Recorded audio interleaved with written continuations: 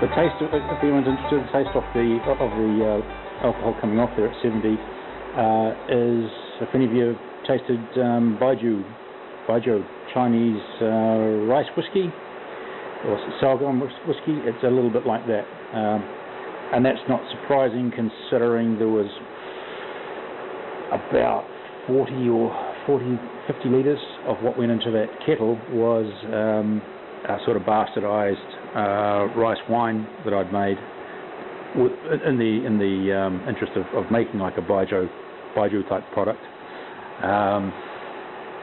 So yeah, it's interesting.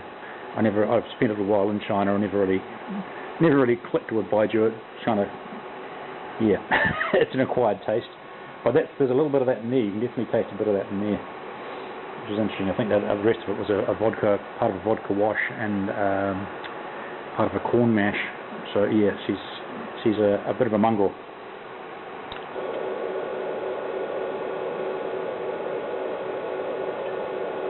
That's on 85 now. I've just increased the temperature in the head by a couple of degrees every now and again, just bearing in line with what's going on this end with the outlet with the parrot. I poured my first jar into the jug there because it began its stripping run. What it's turned into. Just to consolidate it down and make it easy to keep track of where I've got where the liquor is. It's jug 1, jug 2 is just starting, and I've gone. So that's a 5 litre jug. Sorry, it's gone from 70.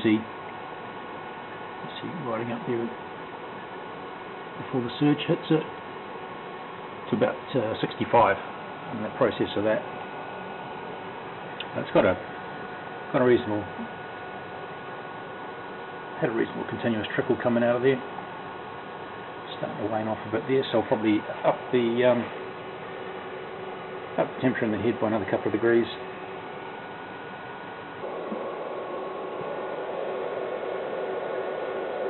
And I got up to 90 there, and I'm onto my third jug over here. I had a bit of a screw up changing the funnel over and slop some stuff on the ground, but hey, enough to make a wino cry. We're down to about 45–50% by volume here. There's a bit of an upsurge. You see it hits about 50 before it starts forming a big meniscus upsurge bubble there. So that will probably be the last one, I guess. I'll just run this out to about 20%.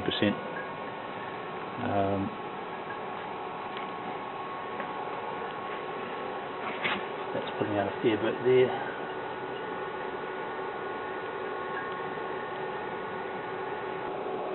It seems to be quite a neat way of doing it. I'm quite happy with that at the moment. I mean, I can do a lot of tweaking with that, and I've got a lot to mess around with yet. The power regulation and stuff is one part of it. Knocking these back and flicking off one element. I had a bit of a play earlier, and yeah, it's quite funny watching the PID while it messes around and sorts its crap out, trying to work out what's going on, and then starts altering the temperature relative to having only one element going, or both of them going, or both of them crank right back with the power regulation. But I quite like this setup. Very, considering it's quite a bit of volume in there, considering I'm used to running a 50 litre pot still. This is incredibly quick. I was able to crank the power right up and get this thing squirting out juice very, very fast. Albeit it is a spirit run, but then it's still faster than the spirit runs I've done with my pot still, and that's not the same. That's probably about half the volume of what I've got in there normally. Yeah, very, very cool. I like it. It's definitely worth playing around with a lot more. And I don't need to be sitting on it watching it like I'm hatching a friggin' egg. I'll be able to go and write some emails, mess around, check out some stuff on distilling sites, and then come back and check this every now and again. I haven't been haphazard with it. I have been keeping an eye on it, but it's nice knowing that it's never ever going to go above 90 while you've got it set to 90. Only thing I've had to keep doing is coming back every few minutes and just checking the flake stand, that it's not, that the outlet hasn't blocked itself, or it's still letting water out. That's quite hot in the top there. That's cool there on the flake stand. So it's starting, immersion layer starting to get hot about that point on that flake stand, which is, I haven't had it running constantly like that with water feed into it with the 50 litre pot still. So this looks like it's starting to test it. This is not a huge amount of water running into there. It could handle a bit more, but yeah, that's the first time I've had to run water continuously into this to get it to keep up with what's going through it. I like flake stands. It's been quite an efficient way of doing it. I've got a big shotgun condenser and whatnot, but yeah, this guy's. I've been quite surprised by how efficient that is with the water. And usually up at my place, where I'm off grid, where I've done some of my initial videos, water's a bit of a premium. You don't want to go wasting anything you don't need to waste. So I'm all done and dusted. I've actually got to shoot off very quickly now, so I'll come back tomorrow and go over the stats of the breakdown of the rates of distillation and stuff. Again, this is just a quick run to test this stuff, but it's fun stuff to look at. What I got out in the end was 15 litres, starting at 70, then dropping to 50 for the middle one. Starting at 50 for the middle one, and ending up tailing off at about 25-30 when I shut it off with the last one there. I've just got to drain this bastard before I take off. Not good to leave all that hot stuff in there, so it's just draining out at the moment. I'll catch you when I come back in the next day or two.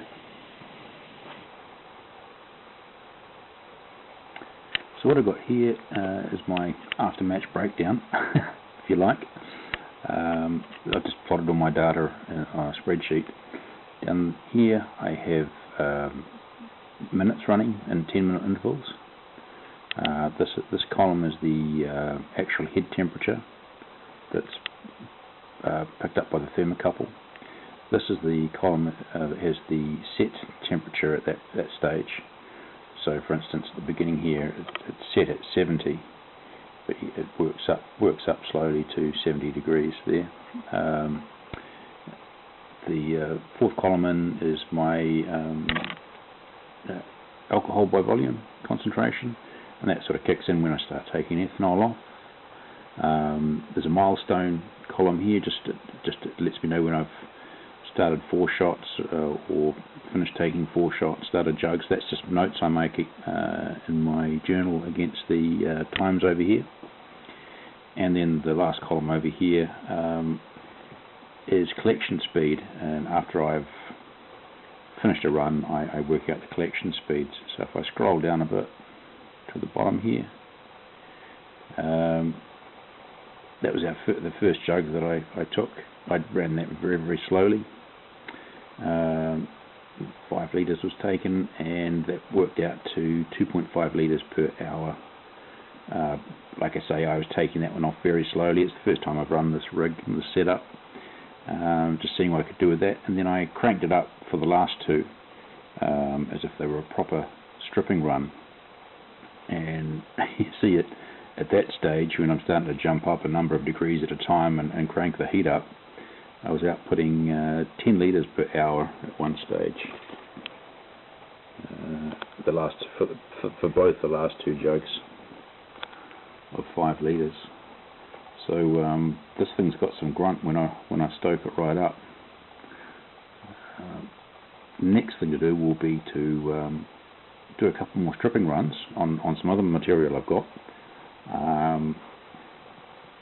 Add it all into the boiler with some distilled water and knock it back to about 30 or 40% by volume, and rig up the reflux head with the deflegmator and see what I can get out of that as neutral spirit. I've not really had a good play with that sort of stuff before, and I'm quite interested in seeing how it goes. So that's it for this time, and I'll catch you when I get down to doing that.